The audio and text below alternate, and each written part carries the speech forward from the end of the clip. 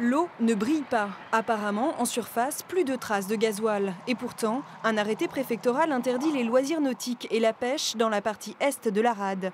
Même chose dans 4 communes, à Équeurdreville, Querqueville, Cherbourg-Octeville et Tour-la-Ville.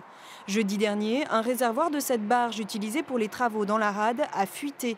60 000 litres de carburant se sont déversés dans la mer.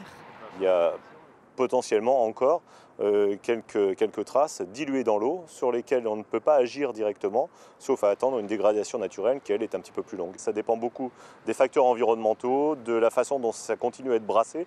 On a un petit peu de vent là, de clapot dans la rade, donc ça c'est plutôt un élément favorable.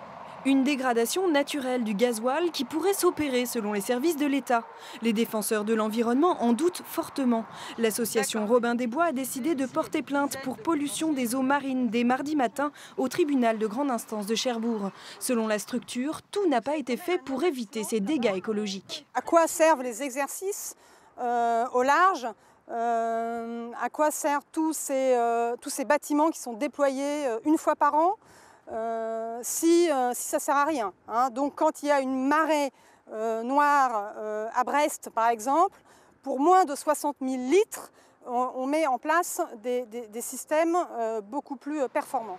Selon les autorités maritimes, la semaine dernière, un barrage a été mis en place et la ferme de saumon protégée rapidement. Après une inspection technique et un avis favorable du Centre de sécurité des navires, ce bateau qui date des années 70 pourra quitter Cherbourg afin d'être réparé à Dunkerque ou en Belgique.